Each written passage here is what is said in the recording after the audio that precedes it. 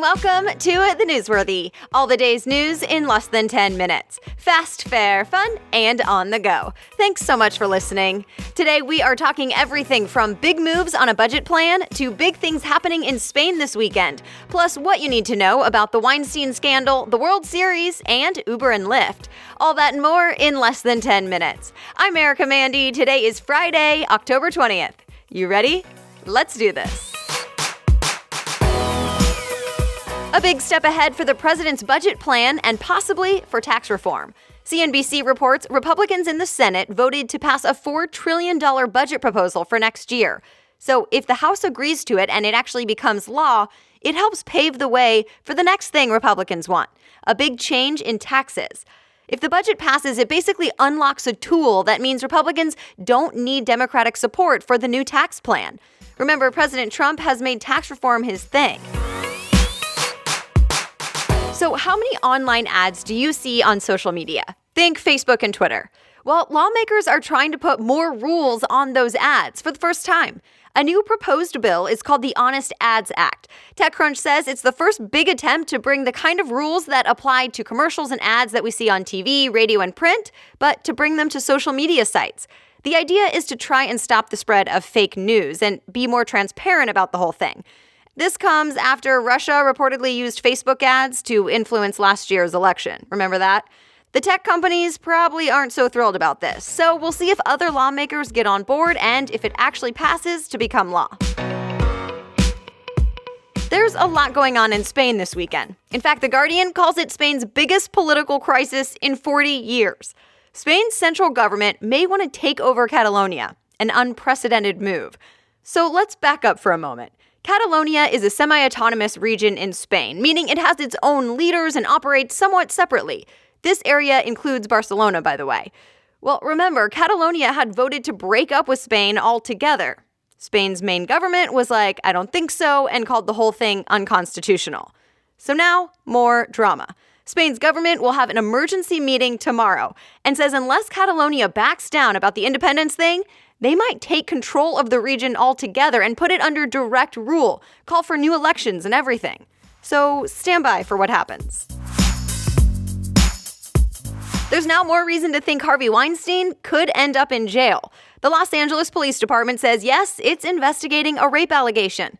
The LA Times reports an Italian model and actress reported to police this week that Weinstein raped her at a hotel back in 2013. Already, New York and London police are investigating other allegations. Weinstein denies it. He was a powerful Hollywood producer, but not anymore. More than 40 women have accused him of harassment, assault, or rape. Also, you've probably heard the name Quentin Tarantino, the well-known Hollywood director. He chimed in and told the New York Times that, quote, I knew enough to do more than I did. One more thing. Superstar magician David Blaine is now facing an allegation too. He's accused of rape. London police have asked Blaine to fly to England for the investigation. The Daily Beast reports a model, Natasha Prince, says he raped her 13 years ago in 2004. Blaine's lawyer says not true at all. Hundreds of protesters did their best to drown out the speech of a white nationalist. It happened at the University of Florida yesterday. Remember, this was that speech that caused Florida's governor to declare a state of emergency this week. Police were there to keep the peace. Reuters says protesters shouted against Nazi hate. White nationalists have made more of an effort to go to universities to talk, usually citing their right to free speech. All right, other things people may be talking about today. Both Lyft and Uber are proving how serious they are now about self-driving cars with some new partnerships. So first, let's talk General Motors and Uber. Remember yesterday we talked about how GM will be testing self-driving cars in New York City for the first time? Well, now The Street reports GM is in talks with Uber to go even bigger and debut full-on self-driving cars for Uber customers as early as next year. Well, at least in San Francisco. So it's getting real. The other partnership is between Lyft and Google's parent company called Alphabet. Forbes reports Alphabet just invested $1 billion in Lyft. Billion with a B. The Los Angeles Dodgers have reason to celebrate right now. They're going to the World Series. The Dodgers won last night against the Chicago Cubs, who won the World Series last year, by the way. ESPN says this is the first time the Dodgers will get a chance at the World Series since 1988. So who will they play? It'll either be the New York Yankees or Houston Astros. It's called the most expensive handbag in the world, and it's now officially up for sale. It's pretty much a small purse with diamonds all over it, like 4,500 diamonds. The Guardian says it holds the Guinness World Record for being the most valuable handbag. Its original price, $3.8 million.